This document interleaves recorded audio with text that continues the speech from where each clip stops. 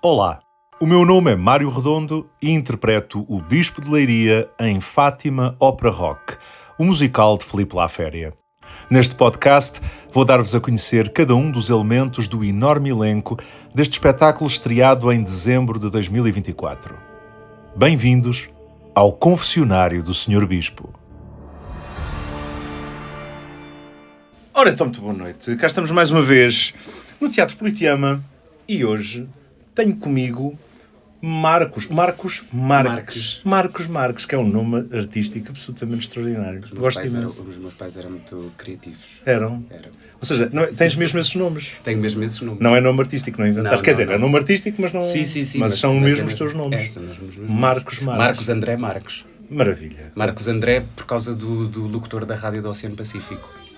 Isso é engraçadíssimo. É verdade, porque a minha mãe ouvia muito. Gosto imenso. E decidiu pôr Marcos André por causa disso. Sim. E Marcos vem do meu pai, portanto acabou por ficar Marcos. Mas não foi, ou seja, não foi intencional, não foi Marcos. Acho que eles nem pensaram nisso. Pois, mas é assim, mas às vezes há pessoas que têm alguma dificuldade em... Baralham-se um bocadinho. Mas eu acho ótimo, por acaso acho ótimo. E havia até teorias de que nomes artísticos, isso é muito antigo, é do tempo da Marilyn Monroe, não é? Pois. E havia teorias de que era ótimo ter nomes artísticos em que os dois nomes começassem pela mesma letra. Exato. Havia essa teoria. Exato. Muito bem. E então começámos com esta conversa, não tem nada a ver, mas tem tudo a ver. Tudo tem a ver com tudo, na verdade. Olha, Marcos, bem-vindo ao Confessionário do Sr. Bispo. Caro colega. Caríssimo colega, exatamente. És o segundo colega do clero que eu entrevisto aqui no podcast. Somos uma bela equipa, um belo trio. Já que estamos nisso, vamos cá esclarecer os nossos ouvintes, porque eu sei, não é? Os ouvintes podem não saber. Qual é a tua personagem aqui no Fátima? Eu no Fátima interpreto o Padre Ferreira, que era o pároco da Cova da Iria e o confessor da Lúcia.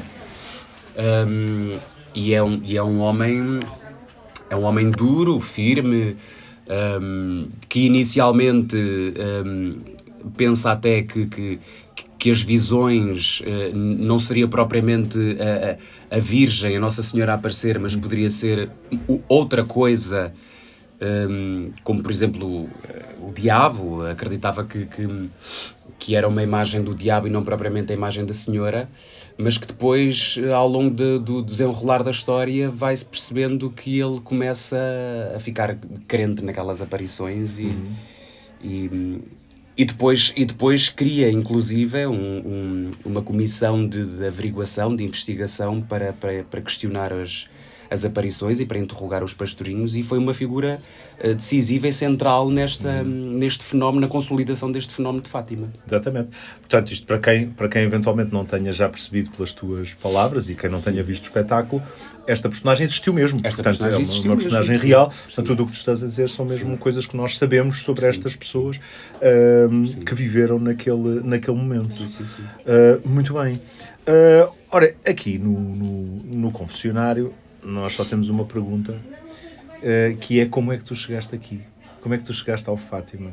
Como é que eu cheguei ao Fátima? Sim, mas é começando pelo princípio da história. Eu quero saber a tua história toda, Marcos. Vamos embora. Tu és de onde? Eu sou de Águeda. Águeda. Eu sou de Águeda e dentro de Águeda pertenço a uma aldeia de poucas centenas de habitantes. E eu desde muito cedo percebi que tinha gostos e interesses muito diferentes do meu núcleo familiar. Não percebi muito bem porquê, mas eu sentia que havia qualquer coisa que me distinguia daquelas pessoas e que me diferenciava daquelas pessoas. Não quer dizer que isso seja mau ou bom, é a constatação. Claro, era simplesmente um facto. Eu não tinha os mesmos gostos e os mesmos interesses do meu irmão, por exemplo. Ia-te perguntar, tens irmãos? Tenho um irmão mais velho. E, portanto, eu sentia desde muito cedo que eu percebi que era um deslocado. A verdade é essa, eu era um deslocado. E acabei por me refugiar um bocadinho naquelas atividades extracurriculares do teatro, da dança, da música. Pronto. Nada muito sério, eram assim experiências que nós íamos tendo assim ao longo do ano letivo, e fazia sempre os espetáculos de final de escola, portanto os saraus do final do ano letivo, sempre, todos os anos. chegou à altura de eu decidir no secundário que curso é que eu haveria de escolher. Eu acabei por escolher ciências porque eu acho que tenho uma grande apetência para fazer mais escolhas académicas. A verdade é essa.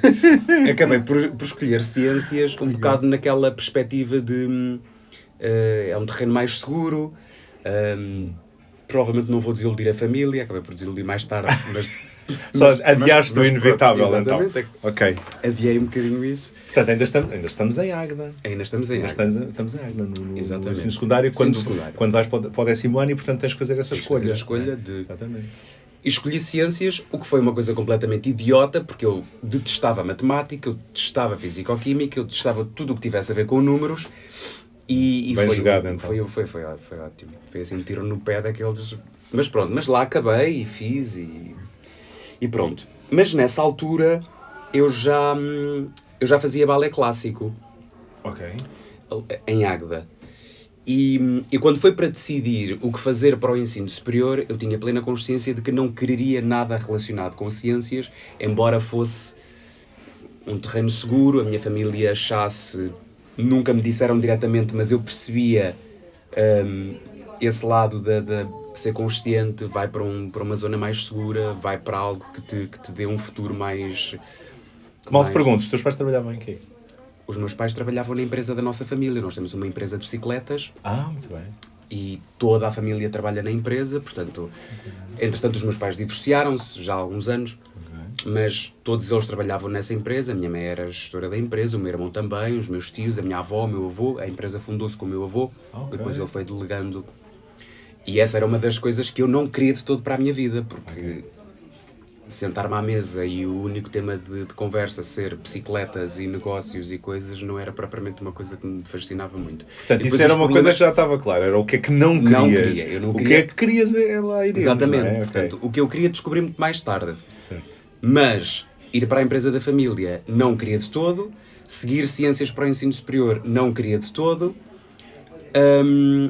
Acontece que a filha da minha professora de balé, em conversas do que é que vamos fazer para o ano e ensino superior e não sei o quê, disse-me: eu vou concorrer à Escola Superior de Dança de Lisboa, vou fazer as audições. E eu, em desespero, disse: ok, eu vou contigo. Okay. Quantos anos de balé clássico é que tinhas nessa altura? 1 ano! 1 ano! 1 ano! Ok. Sim. Então, também tinhas começado relativamente tarde. Eu digo isto porque normalmente, quer dizer, quem leva o balé, principalmente o balé, verdadeiramente. Desde miúdos. São desde miúdo. Quem leva isso a sério, quem leva muito a sério. Era completamente inconsciente em relação a isso. Eu não tinha consciência absolutamente nenhuma sobre o que eram os requisitos mínimos, básicos para seguir entrar para a Escola Superior de Dança. Mas eu achava que aquilo ia ser uma coisa porreira. Olha, vou-me divertir para Lisboa, vamos lá ver o que é que vai acontecer. Fiz as audições, entrei, com uma nota muito baixa, mas entrei. E quando chego à Escola Superior de Dança, eu acho que só tinha vindo a Lisboa uma vez na vida. Pronto, cheguei ainda com 17 anos, eu faço anos em setembro e cheguei logo no início do mês para me preparar, para ver a casa que tínhamos alugado e não sei o quê. As aulas iam começar para aí na segunda quinzena. E, portanto, pronto, iniciei o curso e percebi que não era a dança que eu queria. Só para nos situarmos aqui um bocadinho, já nos situámos no espaço, agora situamos no tempo. Que idade é que tu tens agora? 32. 32, ok. Portanto, isso são coisas que se passaram há 15 anos. Há 15 anos. 15 anos, ok. É verdade. Só para nós nos localizarmos aqui, sim senhor. Portanto, ainda começaste o curso, ali umas aulas e tal. Acabei o curso. Tu acabaste o curso? Eu acabei, eu sou licenciado em Criação e Interpretação Coreográfica. Ok. Sem nunca ter exercido na vida. Da maneira como tu disseste, parecia que tinhas começado ali, mas fiquei um semestrezito e achaste, não, eu terminei o curso, eu licenciei-me. Bom. Pronto. Da licenciatura de 3 anos, não é? 3 anos, muito bem, seja como for. Numa fase em que a Escola Superior de Dança ainda tinha teatro. Ok. Foi na cadeira de teatro da Escola Superior de Dança que eu percebi que queria era teatro. Muito bem. Com o António Fonseca. O António Fonseca foi o meu primeiro professor de teatro na Superior de Dança. Muito bem. Gosto muito do António Fonseca. Grande abraço, António. Pronto, exato. Grande abraço. Depois, havia alguns...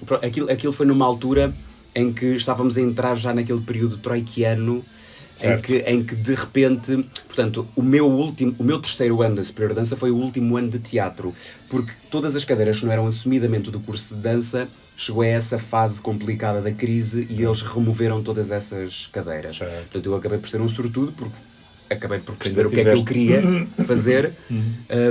Ainda tive a oportunidade de ter as cadeiras de teatro na Escola Superior de Dança, portanto aquilo a nível de plano de estudos até era bastante completo. E acabou por ser bom passar por essa fase. Depois eu começo a trabalhar em teatro ainda quando estava a estudar na Escola Superior de Dança, quando apanho o Luís Castro como meu professor de teatro também na Superior de Dança.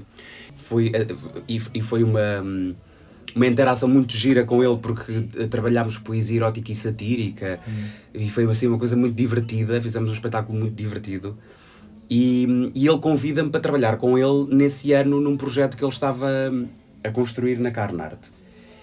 Portanto, eu comecei a trabalhar logo... Ainda antes de acabar o curso. Isto foi no meu segundo ano. Certo. E comecei já a trabalhar nessa altura, terminei o curso na mesma. Às tantas, o Luís pergunta-me se eu não estou interessado em trabalhar a tempo inteiro na Carnart. E eu estive lá durante 4 anos, tornei-me associado da companhia, estive lá 4 anos e não fazia só trabalho de ator, fazia trabalho de ator e de produção. Porque, entretanto, acaba a Superior Dança e eu tiro um curso de gestão e produção em artes de espetáculo também, que era para poder dar esse apoio ao Luís na Carnart. Então, estive lá 4 anos, fazíamos cerca de 2 a 3 produções artísticas por ano e lá pelo meio ajudava-o em produção. Estavas na produção e de vez em quando entravas nos espetáculos como sim, intérprete. Sim, fazia tipo assistências de encenação, coisas que... Tudo um pouco. Claro, estrutura pequena, também não tem grandes recursos. Todos tinham que fazia o que fosse preciso. Mas antes de avançares, pegar aqui duas outras coisas que quero perguntar sobre esse momento específico. E a primeira é, em que passo desses anos é que tu percebes e decides que é mesmo isto que vai ser a tua vida? É muito engraçado porque todas as criações artísticas que nós tínhamos que fazer na Escola Superior de Dança, eu tinha sempre tendência para colocar a palavra. As pessoas odiavam por isso. Tinha sempre muito essa tendência. Eu preciso de texto, eu preciso da palavra. E lembro-me que o tempo todo de estudo que eu tive entre ensino básico e secundário, os momentos altos para mim eram tipo apresentações orais.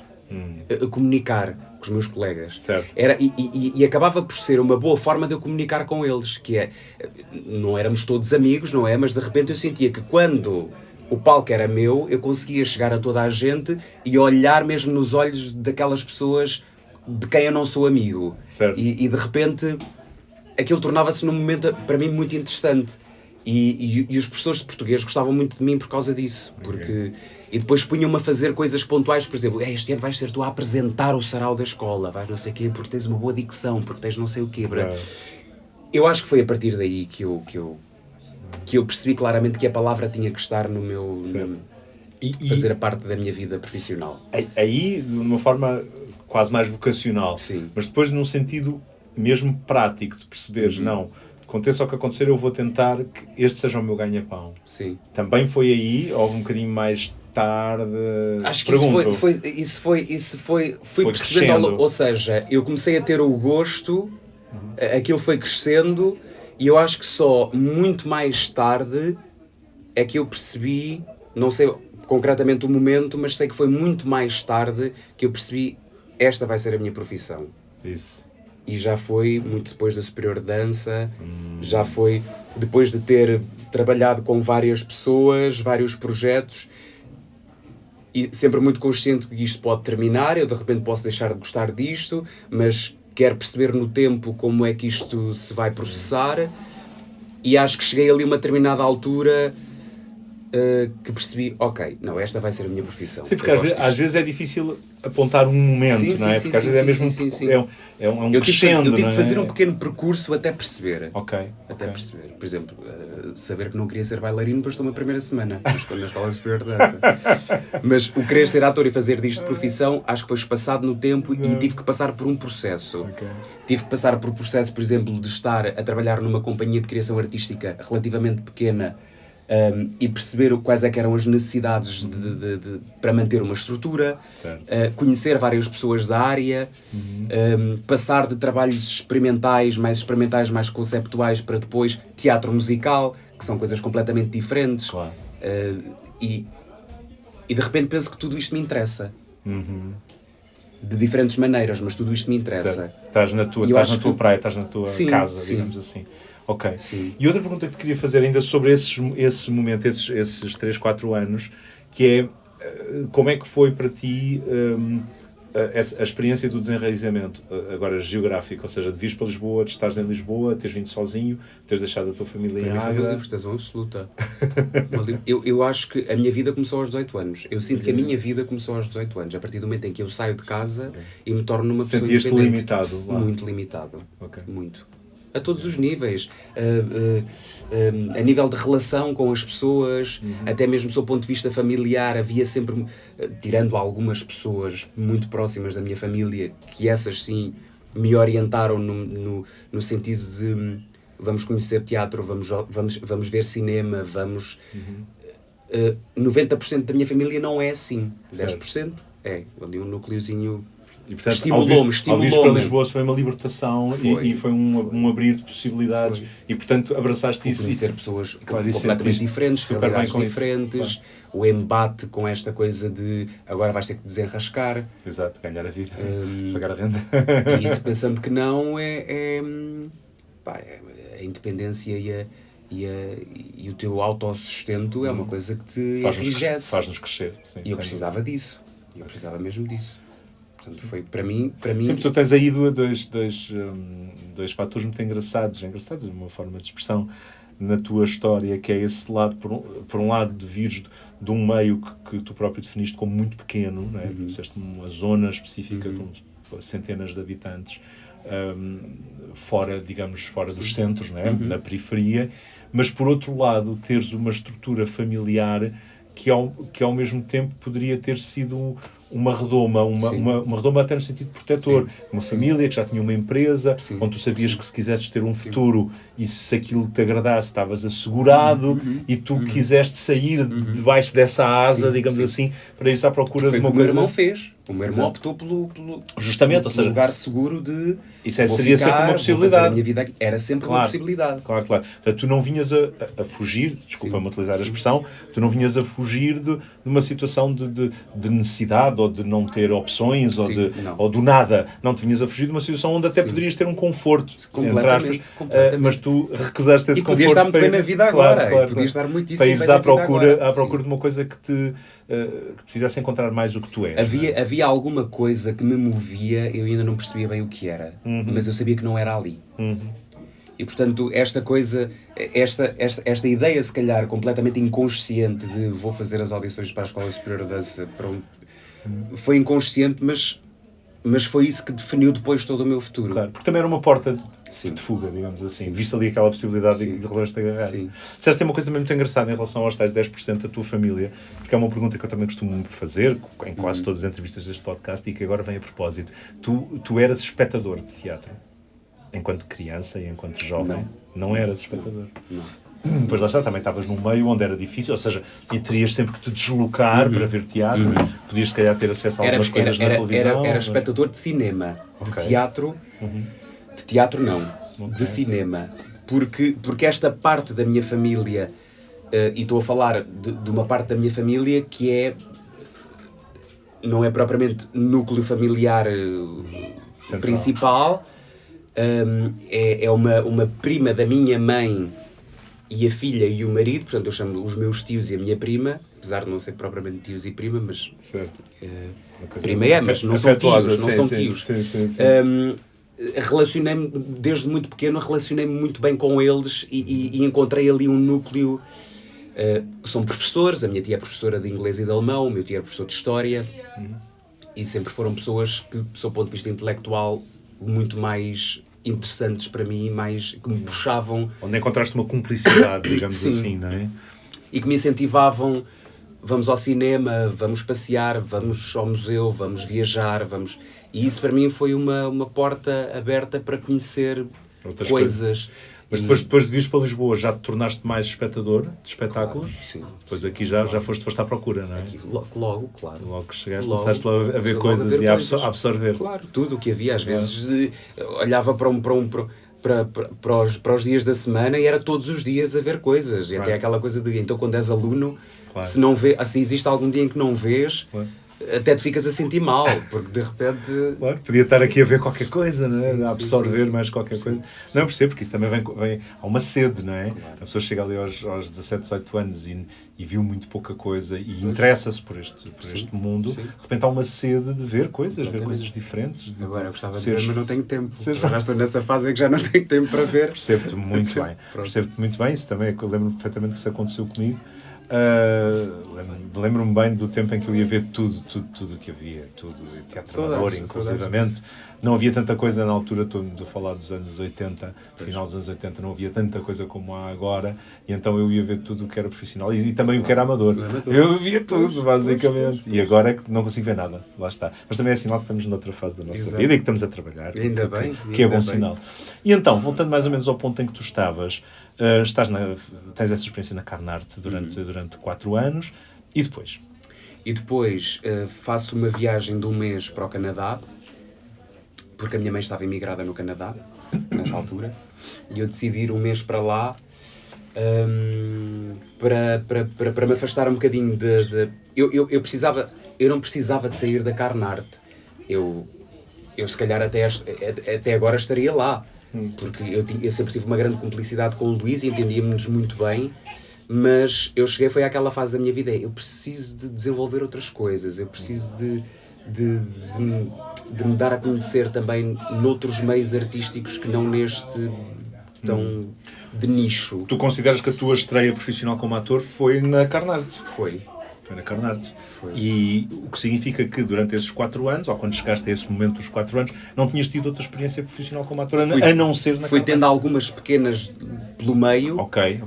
Mas a minha estreia foi com eles. Pronto. E agora sentias de repente necessidade de também experimentar outras coisas e explorar outras coisas. E então resolveste fazer ali uma... E então fiz ali um interregno, tive 1 mês fora.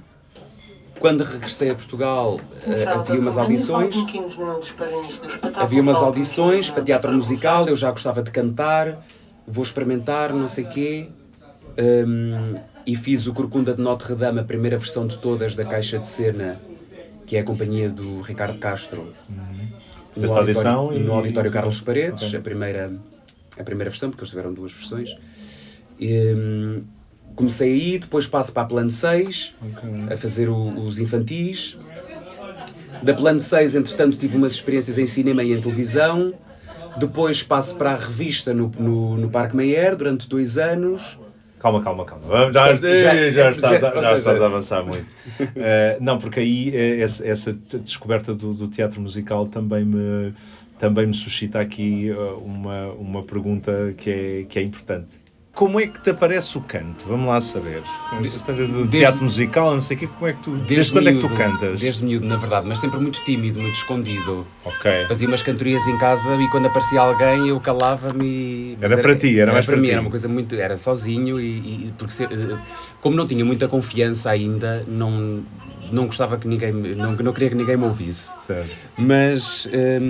Mas depois comecei a tornar-me mais confiante, lá está, nos espetáculos da escola em que era preciso fazer tudo, era preciso cantar, dançar, representar, e aí tornei-me muito mais confiante e pronto, e já permitia que a família fosse ver. Bom.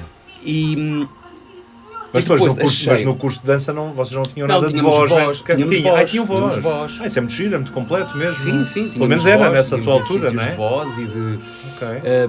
E depois, até mesmo quando depois comecei a trabalhar na Carnarte, tínhamos muitos exercícios de voz, dicção e até de desinibição. E depois comecei também a conectar-me com algumas pessoas da área do teatro musical. E comecei a achar graça àquilo. Será que eu podia experimentar isto? Será que isto era fixe? Será que isto era porreiro para mim? O que é que eu vou ganhar com isto? Será que isto vai ser uma experiência boa? Mas vamos tentar. E depois, lá está, depois de ter saído da Carnarte e ter tido aquele tempo de pausa para pensar, começaram a surgir algumas audições, curiosamente, em teatro musical, e eu decidi ir. Tu resististe. E, portanto, quando foste para o Corcunda de Notre Dame, cantavas, portanto, era musical, e depois com o Plano 6 também, e tal, e portanto aí começas a perceber que é de facto uma ferramenta com que podes usar. E não foi há muito tempo, foi há poucos anos. Certo.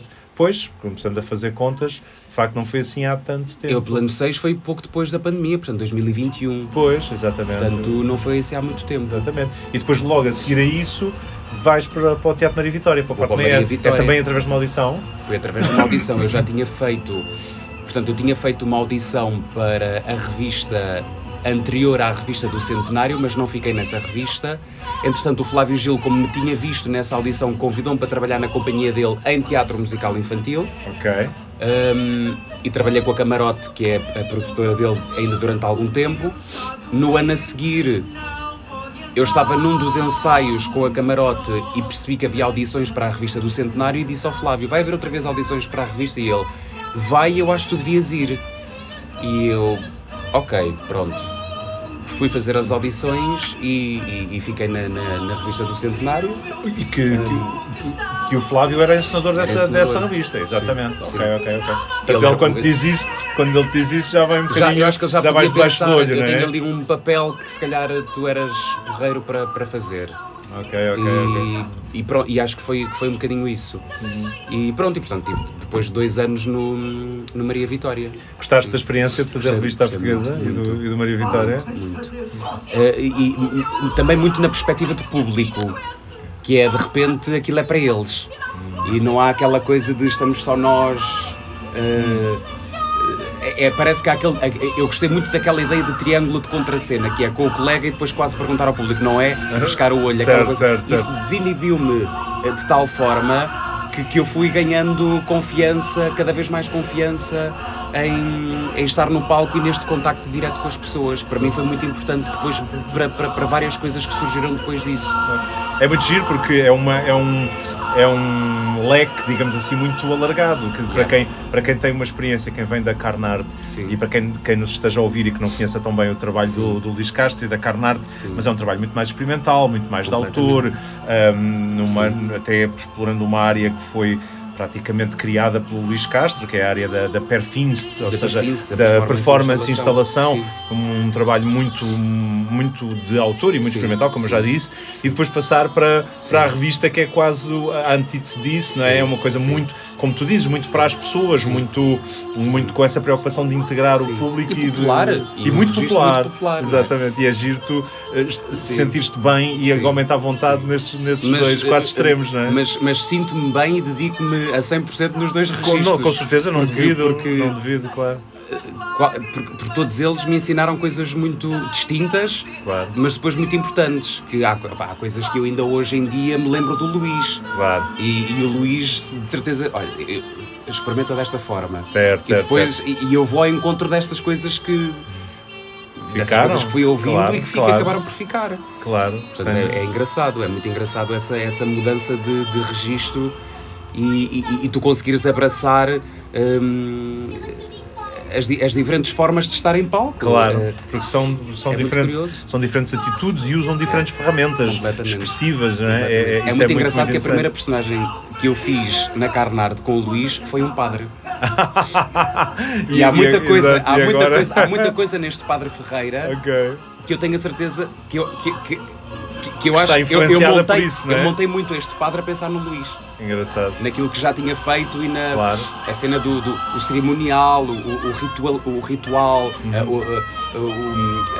a postura, os movimentos sacralizados, que é muito do Luís. Certo. A coisa toda muito coreografada, muito meticulosa. Claro. Vista ao pormenor, claro, a maneira de estar. Sim. O rigor. Isso é muito giro. Vem muito... Que isso é uma coisa muito da nossa profissão, que há sempre qualquer coisa que podemos vir a reutilizar mais à frente, noutra coisa completamente diferente, mas aquela ferramenta ou aquela ideia fica lá, aquele pormenor, e isso vai nos ajudar depois noutras construções. Mas até mesmo, desculpa, até mesmo o facto de eu ter estado a estudar dança durante 3 anos, nunca fui bailarino, nunca trabalhei com bailarino profissionalmente, mas há coisas que eu retiro do curso. Claro, achas que é útil para consciência ti corporal, hoje em dia como ator, não é? Eu tenho muito mais facilidade em encontrar o corpo das personagens logo, vou logo para o corpo. Certo. É uma linguagem, ou seja, que também foi conheces. alguma coisa que ficou. Claro. Eu olho para um guião, vejo a personagem, eu começo logo no corpo a tentar perceber como é que ela é. E isso vem muito dos exercícios de composição coreográfica que se fazia. Claro. E dos estímulos que nos davam, os inputs que nos davam para criar. Portanto, isso são coisas que ficaram. De facto, não há nada que nós façamos na vida que não possa ter alguma utilidade. E depois, e no teatro, como nós trabalhamos com a essência do humano, não é? Sim. Tudo nos pode ser útil e isso é extremamente interessante. Sim. Mas olha, agora passando para outro comprimento de onda, ficou-me aqui uma pergunta entalada que também tenho que te fazer, e depois já continuamos onde estávamos para chegarmos finalmente ao Teatro Politeama.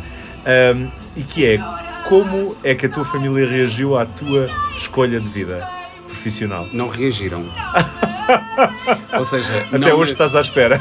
Não impõem rigorosamente nada, não fizeram qualquer tipo de imposição, mas também não foi o contrário, também não foi vai e ser feliz, não.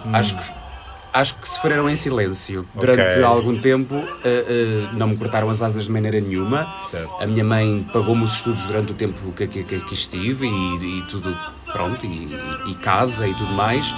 Nunca se manifestaram muito sobre esse assunto. Acho que durante muitos anos não perceberam muito bem o que é que eu andava a fazer em Lisboa. Descobriram recentemente. Isso parece quase a canção de Lisboa, praticamente, não estou a brincar.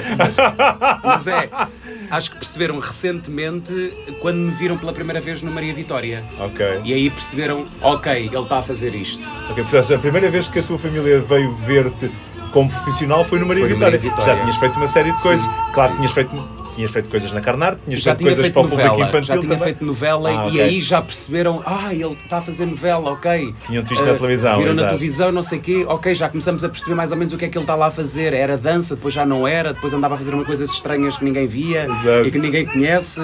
E, ok, agora já sabemos o que é que é. Ok.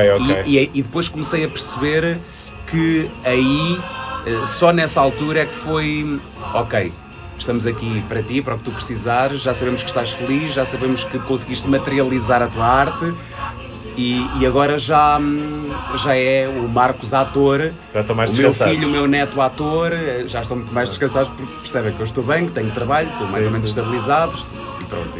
Sim, também por esse lado prático, porque têm visto que tu tens conseguido sustentar-te. E vão acompanhando. Que eu acho que o grande problema até essa altura foi eu não participar em espetáculos que eles pudessem ver ou que pudessem compreender.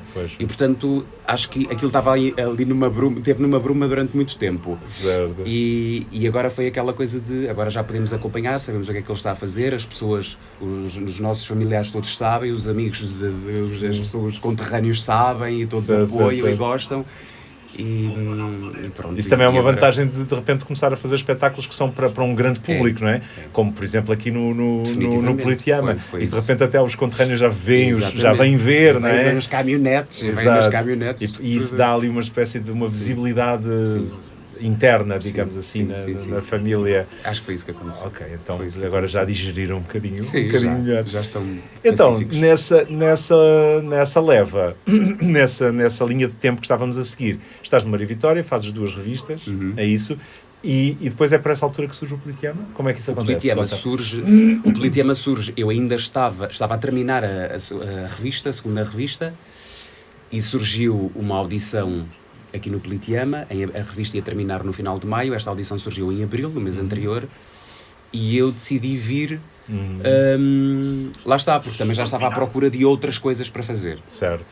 E depois habituei-me a esta ideia de espetáculos durante muito tempo em cartaz. E eu pensei, o ideal era mesmo o Politeama, porque também tem esse hábito, sim, não é? Esse hábito.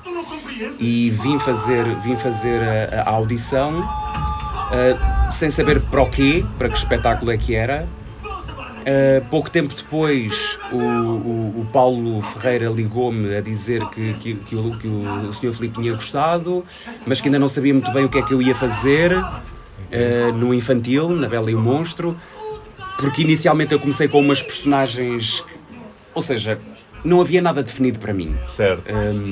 E eu disse ao Paulo, está bem, mas eu faço qualquer coisa. Ia ser uma poltrona, depois já não era a poltrona, era outra coisa qualquer. Depois acabei por ficar com o mustache porque a pessoa que estava idealizada para esta personagem acabou por não vir. Okay. E acabou por ser assim. Pronto, e depois Portanto, começaste a fazer a Bela e o Monstro. Isabel e o Monstro. Exato. Como mustache, desde o início. Exato. Papel muito engraçado. Sim, giro. Gosto muito, divirto-me imenso a fazer o espetáculo, divirto-me muito. É muito cansativo, porque é muito tempo, são muitas horas, mas é muito divertido. E depois surgiu esta ideia do Fátima já durante o processo da Bela e o Monstro. O Sr. Filipe perguntou-me se eu gostava de fazer. Estavas interessado? E eu disse que sim, vamos lá ver o que é que vai ser. Foi a primeira vez que estiveste a fazer um espetáculo infantil e um espetáculo da noite ao mesmo tempo. Foi a primeira vez que fizeste foi a minha estreia. Essa maratona, não é? Que isso é um tour de force gigantesco para qualquer ator. Sim. E vocês são vários os que fazem essa... Mas dá para ganhar calo. Ganha-se bastante calo, imagino. Exato. Não tenho dúvidas nenhuma. Exato. E como foi a tua experiência de começares a trabalhar aqui no Politeama? Foi cansativa. Okay. Começo já por dizer aquilo que eu acho mesmo. Foi cansativa, foi muito desafiante porque são dois registros totalmente diferentes. A nossa vida passa a ser no teatro. Certo. Toda a minha vida social ficou totalmente comprometida. Ficou em pausa. Ficou em pausa. Mas eu sentia-me preparado para isso. Eu sentia-me preparado e com vontade de entrar num processo assim. Porque eu sinto que eu tenho grande capacidade de trabalho e fascina-me muito este mundo caótico. E o lado do atletismo do ator. Isso fascina-me. Também é mim. Chega a pontos de ruptura, como aconteceu. Mas isso fascina-me, se calhar, porque também ainda estou na fase de conseguir suportar isso. Não sei como é que vai ser daqui a algum tempo, mas acho que enquanto me sentir preparado para isso, quero passar por estes processos exaustivos e sugar as coisas. E, portanto, acho que para já sinto no sítio certo. Okay. E gostarias de continuar? Gostaria. Aqui no Politeama e a fazer outras coisas? Gostaria de continuar. Há muitas outras coisas que eu gostava de fazer fora daqui. Gostava muito de voltar a fazer televisão, gostava muito de voltar a fazer cinema. Onde tiveste algumas experiências, já tive algumas experiências, sim. Gostarias de continuar? Então. Mas para já estou bem. Sim, estou bem. Mesmo que nem sempre seja na loucura de fazer um infantil e um espetáculo da noite ao mesmo tempo. Sim. Umas vezes sim, outras vezes não, quem sabe. Mas neste momento sinto-me preparado para isso. E ainda me sinto com força para isso. Com energia e com vontade. Eu achei que provavelmente iria colapsar assim a meio do processo, mas não. Não colapsaste, saíste mais forte. Exato, e de repente acho que fiquei mais resistente. E acho que se houver vontade... À vontade de ambas as partes. Sim, senhor. Então cá estamos, chegamos ao Fátima. A tua história desembocou aqui. Olha, eu acabo estas entrevistas sempre com a mesma pergunta, que é ao mesmo tempo um desafio, que é se não num universo paralelo, se não tivesses qualquer limitação de género ou idade ou até capacidades, o que fosse, e te dissessem, bom, agora não podes ser o Padre Ferreira, tens que escolher outro papel deste musical para interpretar. Na loucura, num outro universo, que papel é que te atrai neste espetáculo? O administrador. O administrador, acho que sim.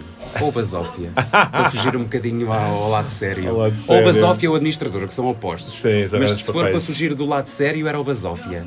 Que eu acho que era uma coisa gira. Acho que é um papel muito giro, muito engraçado e é uma dinâmica completamente diferente do resto dos personagens do espetáculo. Mas o administrador, com aquele ar firme, sério, determinado e ser o vilão aqui da... Eu acho que era só os vilões. Os vilões dão-me sempre algum prazer. A tua família já veio ver Fátima? Já veio ver o Fátima, E já o que é veio que ver eles a Bela e acharam? o Monstro. Adoraram, claro. Ficaram completamente fascinados. E adoraram também a Bela e o Monstro. São espetáculos completamente diferentes e em que os teus papéis são completamente diferentes, efetivamente. Portanto, estás em dois regimes completamente diferentes. Adoraram. Acho que estão conquistados. E querem voltar. Estão conquistados, Marcos. E eu acho que esse papel eu já fiz. Foi conquistar a família. Portanto, está tudo certo. Fantástico. Mas não vieram de bicicleta? Não vieram. Coitados. Coitados. Não. Muito bem. Olha, nunca tive uma bicicleta na vida. Vês? Nunca. Mas sabes uma andar. pequena curiosidade. Mas sabes andar. Sei andar. Com certeza. Tenho que ir embora. E é como o teatro, nunca se esquece. Exato. Muito obrigado por teres vindo ao confessionário do Sr. Obrigado, Bispo. meu Sr. Bispo. Até já, colega. Vamos em cena daqui a pouco. Daqui a nada. Até já. E assim termina mais um episódio do Confessionário do Sr. Bispo, um podcast informal e artesanal com a melhor banda sonora possível. Os bastidores fervilhantes de Fátima Ópera Rock, às vezes mais barulhentos, às vezes mais silenciosos, muitas vezes caóticos, mas sempre cheios de amor pelo teatro. O meu nome é Mário Redondo e espero-vos brevemente num novo episódio do Confessionário do Sr. Bispo.